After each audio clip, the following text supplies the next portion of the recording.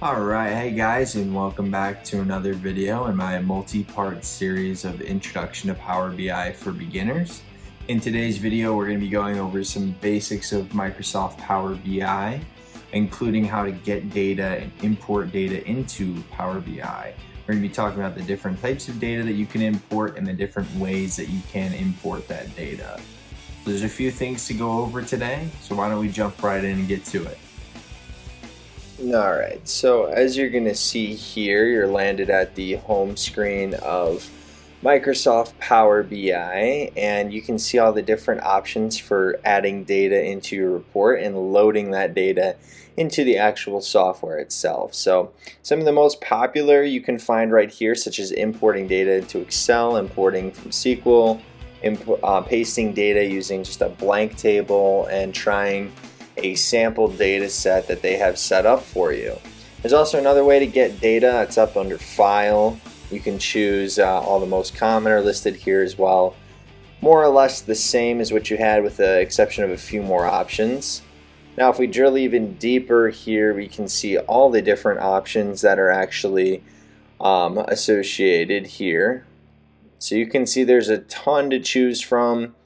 Pretty much all the popular tools that are out there, Microsoft has a way of connecting to those tools and pulling data in. You saw GitHub, you saw SharePoint, you saw pretty much all the popular software that is out there collecting data. Microsoft Azure, which I'm sure you know is Microsoft's own cloud computing platform, you can connect that. Of course you can.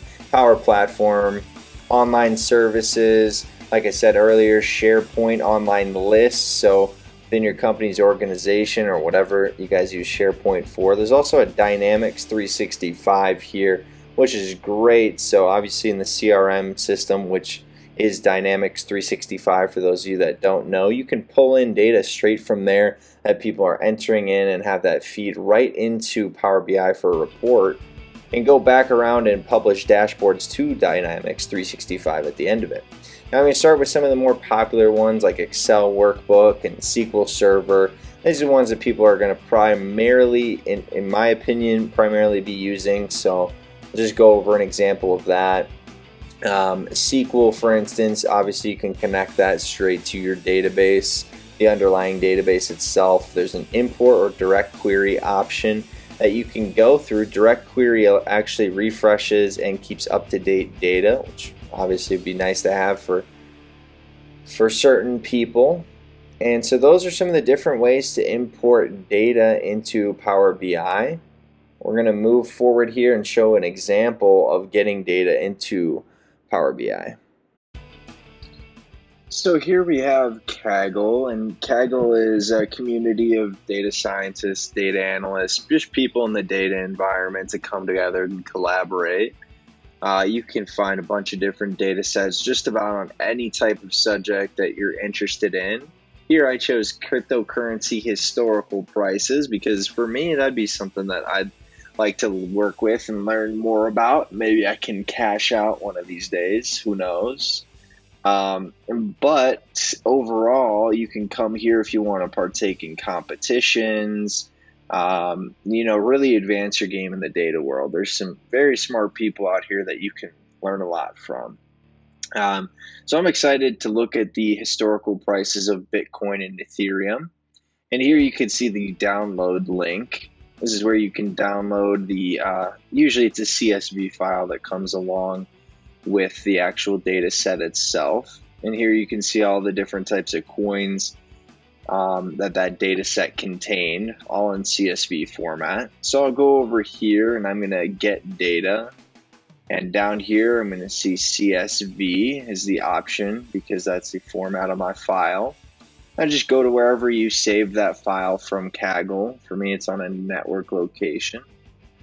So here I kind of struggle a little bit because I'm using a Mac while remoted into a Windows PC. So my keyboard, my fingers on my keyboard are a little lost and don't know what buttons to click.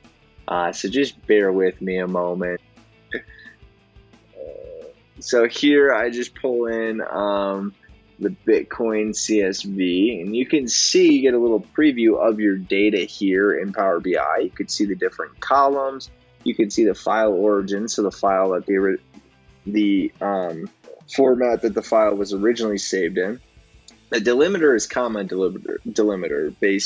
Basically all CSV files, comma separated value. That's how the delimiter is going to look. And the comma delimiter just means in between each of these columns, you have a comma, 1, comma Bitcoin, comma BTC. That's the general layout. Here you see the first 200 rows because it's been truncated due to the size limits of the preview. You have the option to load or transform data. We're going to look at the transform data. We're not going to do much here though. So you can see the different columns. They each have the data types, and you can see all the data that you're going to be importing here. And you have a lot of options to transform and run queries on this data before actually even importing it. So if you wanted to get a specific view, you could. Here's the different data types. So date, for example, is already automatically in a date and time format. Thank you, Power BI. You have the high, the low, the open, close, volume, all these different data points about Bitcoin, the cryptocurrency. So here I can see that BTC and Bitcoin's both in text. And then we have this last SNL. It's more of like a primary key, I'm guessing.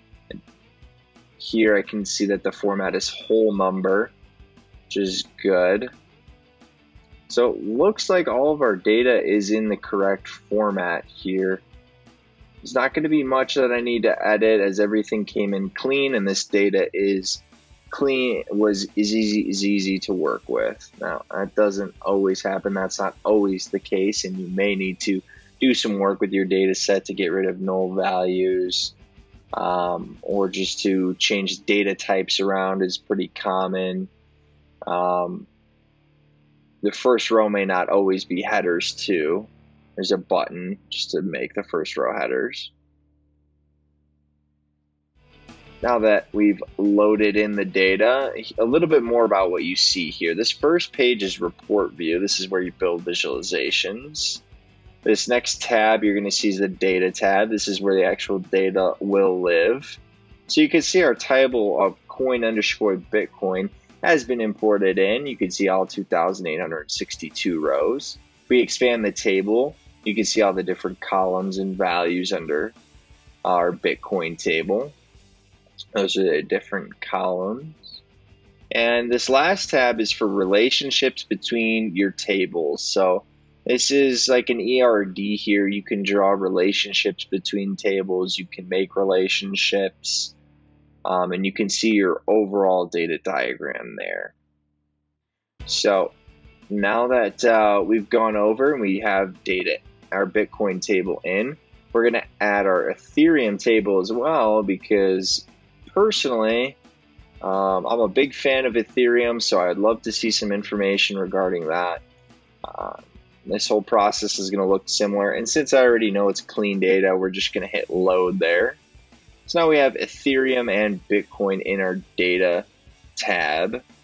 You can see it's all the same columns, the same data structure for Ethereum, just with Ethereum information this time. Now, if we look at our relationships, there is no relationship between these tables. They're just acting as independent tables. But we're not going to go any further than that. At this point, we're just going to save our work and move on. So here's a really important thing to consider when working with data. You want to keep all of your data organized, and you want to keep different version copies. So what I'm doing here is creating an overall folder structure. We have our original folder, and then we have our working folder as well. Later on, I'll create a final draft folder as well.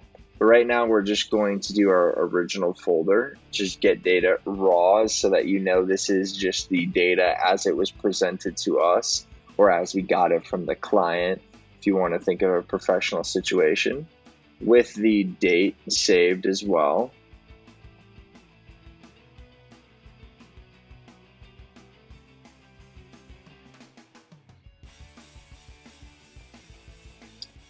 and it's just going to take a second to save that data. Now you can see that get data raw is in there. Okay, we're going to make a copy of raw so that we don't need to touch that file anymore. We're going to place that into the working folder, and this will be, oops, didn't mean to open that. And this will be the file that we work with from now on. We'll rename it to working so that we know this is okay to edit. And then usually you have like a final draft, will be the next phase, and then you have your final report. All right, so that wraps up today's video. And in today's video, just as a quick recap, what we covered was getting data from Kaggle. So Kaggle is an online pool of data sets, just about every flavor of data set where you can begin new projects and get data about any subject that you're interested in, pretty much. Then we went ahead and imported that data as a CSV, so comma separated values. That was the file that we imported into Power BI using the Power BI wizard. Before we actually loaded that data all the way into Power BI, we looked at transforming that data. A couple cases might be changing data types, might be getting rid of null values, maybe getting rid of duplicates as well as another big one. So those would be a couple reasons for transforming before actually loading the data into Power BI. Then we went over, once the data was loaded, we went over the format of that data in Power BI. So if you remember on the left-hand side, there was a tab specifically for data, and that's where you could see your different tables and columns, and you can continue to work with the data there. Last but not least, we went over saving that data, which is kind of a personal preference of mine, just to have those different version copies so that if I do mess something up or I delete something on accident, I can always revert back to that original file where everything that I had is there and is still there. So it's the reason why I do it personally. And anyways, that's everything that we went over today. So I hope to see you guys next week in next week's video.